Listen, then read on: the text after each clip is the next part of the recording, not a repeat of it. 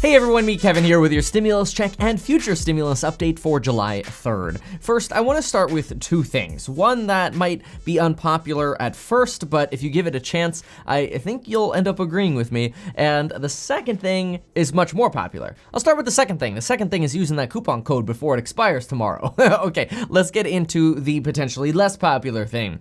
Congress. First, I gotta ask you. I'm sure by now you're tired of wait and see. You're tired of hearing Steve Mnuchin say things like, well, all the money hasn't been spent yet, so we have to wait until the money goes into the economy. And you're probably sick of hearing people say that Congress is leaving and Congress isn't giving us clear guidance on what to expect next. And can we just get an answer whether or not we're actually going to get help? And you might be pissed about Congress going on, quote, vacation. And if you are, this video is for you because hopefully it gives you some of the optimism that I have in a time when it's very difficult to come by optimism. So y'all saw how fast Congress passed the PPP extension, right? The application for the PPP period. In 2 days, they extended it. I mean, it was fast. On Tuesday at night, the application window was supposed to close. Well, Tuesday in the afternoon, Senate extends it. The next day, the House extends it, and then it gets passed. So Congress has the capacity for acting fast. There's no question that Congress can act fast, but what the problem right now is Congress doesn't seem to see the need to act fast, which has a lot of us really pissed off, and rightfully so, because if you just go outside, you realize that people are unemployed. We have the worst unemployment we've seen since the Great Recession. Heck, we've exceeded that. Even though we had a good jobs report and unemployment is at 11.1%. Unemployment at the peak of the Great Recession. The financial crisis was 10.6%. It's worse now than it was then. And so obviously that leaves a lot of us very pissed off. And so rightfully so when people say, well, everybody's suffering out here, but Congress is going on vacation. Of course, that leaves us feeling abandoned and hating the people that we elected. I think what we really want and expect of Congress is this. This is what we saw on March 27th. I'm gonna play this for 10 seconds. March 27th was the day the HEROES Act passed both chambers. The motion is adopted. Without objection, a motion to reconsider is laid upon the table. Pursuant to Section 7B. And so in my opinion, this is what we think of when we think of Congress. People working and working out deals and making things happen. Unfortunately, this is usually what Congress looks like. Quorum call? It is. I would ask unanimous consent that the quorum call be lifted. Without objection. Madam President, tomorrow we will be voting on... It's people making speeches in oftentimes not a very busy house. Now, you might think, oh, well, this is probably because of social distancing, right? I mean, we're in a pandemic.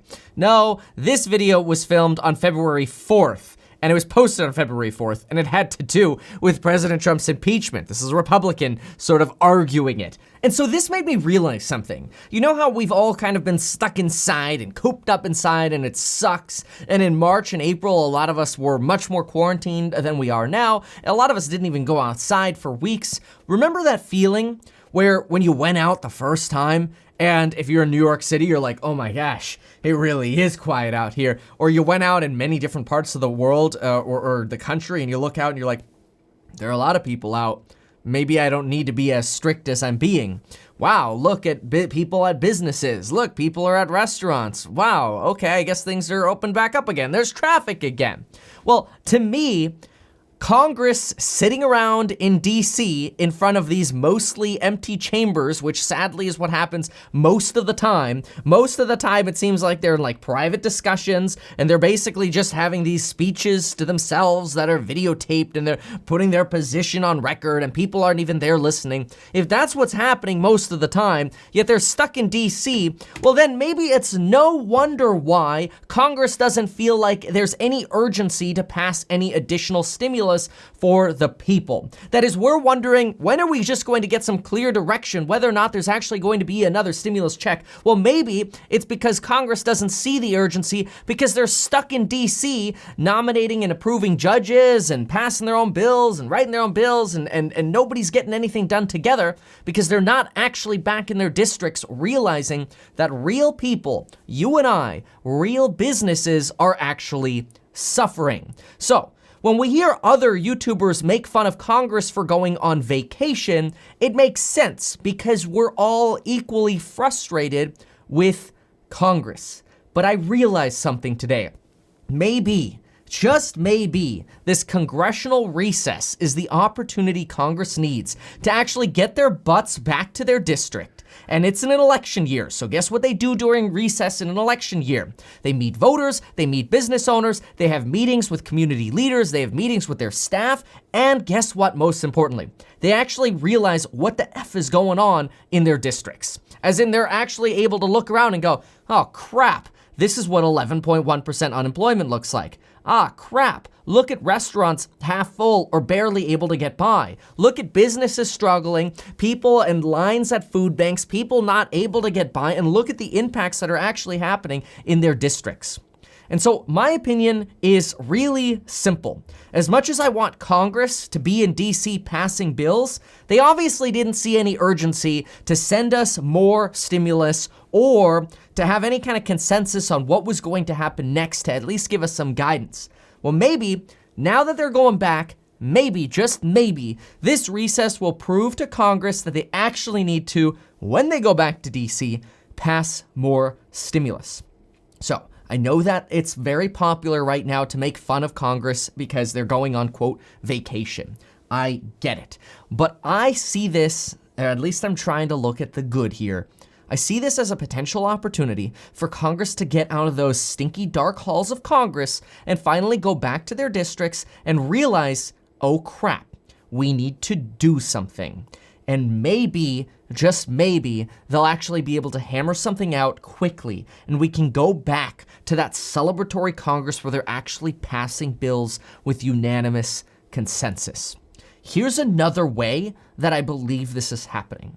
Remember how much of a consensus there was around the stimulus package number 1? And then you know how that consensus kind of went away after they passed, the CARES Act, and then the HEROES Act was introduced, and then all of a sudden Republicans started calling it a liberal wish list, and basically all that consensus we had went away. It all broke apart, right? That's all we've been seeing over the last couple months, has been consensus breaking apart and more political divisiveness and more hate. Well, we've also heard Republicans in Congress say, you know what, maybe we don't need another stimulus check while they're cooped up in Congress, right? Whereas Democrats are like, we need more stimulus checks. Clear division. Well, guess what we finally got this week? This week we got Donald Trump saying he wants bigger stimulus checks than what the Democrats want.